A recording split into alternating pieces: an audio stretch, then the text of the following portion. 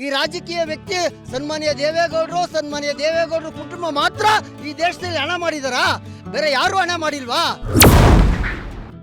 ದೇವೇಗೌಡರ ಕುಟುಂಬನ ಮತ್ತು ಕುಮಾರಸ್ವಾಮಿ ಅವ್ರನ್ನ ನೀವು ಹಿಗ್ಗಮುಗ್ಗ ಕೆಳಮಟ್ಟಕ್ಕೆ ಬೈತೀರಾ ಅಂದ್ರೆ ನಿಮ್ಮಂತಹ ಒಂದು ನೀಚ ರಾಜಕಾರಣಿಗಳು ಯಾರೂ ಇಲ್ಲ ಅಂತ ನಾನು ಘಂಟಾಘೋಷವಾಗಿ ಹೇಳ್ತೀನಿ.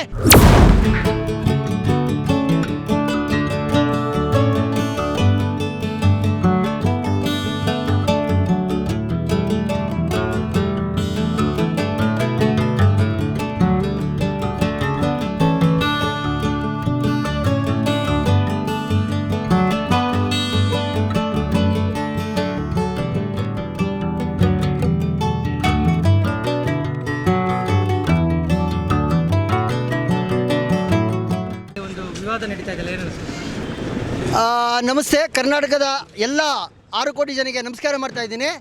ಕೇತಕನಹಳ್ಳಿ ನೋಡಿ, ಒಬ್ಬರು ಅವರು ಕುಮಾರಣ್ಣ ಸ್ಪಷ್ಟವಾಗಿ ಒಂದು ಮಾತನ್ನ ಹೇಳಿದ್ದಾರೆ. ಈ ದೇಶದ ಪ್ರಧಾನಿಯಾಗಿದ್ದರು ನಮ್ಮ ತಂದೆ, ಮತ್ತು ನಾನು ಈ ರಾಜ್ಯದಲ್ಲಿ 2 ಸರಿ ಮುಖ್ಯಮಂತ್ರಿ ಆಗಿದ್ದೆ. ಆದರೆ ನಾವು 10 ಎಕರೆ ಆಸ್ತಿ 5 ಎಕರೆ ಆಸ್ತಿಗೆ ಹೋಗಿ ನಾನು ಮೋಸ ಮಾಡಿ ನನ್ನ ಹೆಸ್ರಿಗೆ ಮಾಡ್ಕೋಬೇಕಾ? ಈ ಮಾತು ಸತ್ಯ. ಇವತ್ತು ನಮ್ಮ ರಾಜ್ಯದಲ್ಲಿ 50 ಲಕ್ಷ ಎಕರೆ ಭೂಮಿ ಇದೆ. ಬಡಪಾಯಿಗಳು ಈಗ ನನಗೆ ತಗೊಳ್ಳಿ, 1935 ಇಸ್ವಿಯಲ್ಲಿ ನಮ್ಮ ಕಿಲಾರ ಗ್ರಾಮದಲ್ಲಿ ನಮ್ಮ ತಾತ 50 ಎಕರೆ ಮಾಡಿದ್ದಾರೆ. ಅದೇ ಥರ ಬಿಸ್ನೆಸ್ ಮ್ಯಾನ್ಗಳು, ವ್ಯಾಪಾರಸ್ಥರುಗಳು 100 ಎಕರೆ ಆಸ್ತಿ ಇಟ್ಟವ್ರೆ.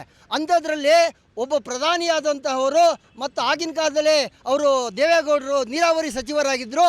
ಅಂಥವರ ಮಕ್ಕಳು ಆಫ್ಟರ್ ಆಲ್ ಅಲ್ಲಿ ಕೇತಕನಹಳ್ಳಿಲಿ 40 ಎಕರೆ ಆಸ್ತಿ ತೊಗೊಂಡಿರೋದಕ್ಕೆ ಇಡೀ ಕರ್ನಾಟಕದಲ್ಲಿ ಅದೇ ದೊಡ್ಡ ವಿಷಯನ ಮಾಡ್ತಾ ಇದ್ದಾರೆ ಸಿದ್ದರಾಮಯ್ಯರು ಮತ್ತು DK ಶಿವಕುಮಾರ್ ಅವರು. ಇದು ಯಾವ ನ್ಯಾಯ? ಇದು ಯಾರು ಆಸ್ತಿನೇ ಮಾಡಿಲ್ವಾ? ಹಾಗಾದರೆ ಇವತ್ತು ಬಿಸ್ನೆಸ್ ಮ್ಯಾನ್ಗಳು, ಇಡೀ ರಿಲಯನ್ಸ್ ಕಂಪ್ನಿ ಇರ್ಬೋದು, ಟಾಟಾ ಇರ್ಬೋದು, ಯಾವುದೇ ಇನ್ಫೋಸಿಸ್ ಇರ್ಬೋದು, ಸಾವಿರಾರು ಕೋಟಿ ಹಣ ಇದೆ. ಅವ್ರು ಯಾರು ದುಡ್ಡೇ ಮಾಡಿಲ್ವಾ? ಯಾರು ಸಂಪಾದನೆ ಮಾಡಿಲ್ವಾ? ಈ ರಾಜಕೀಯ ವ್ಯಕ್ತಿ ಸನ್ಮಾನ್ಯ ದೇವೇಗೌಡರು ಕುಟುಂಬ ಮಾತ್ರ ಈ ದೇಶದಲ್ಲಿ ಹಣ ಮಾಡಿದಾರಾ? ಬೇರೆ ಯಾರು ಹಣ ಮಾಡಿಲ್ವಾ?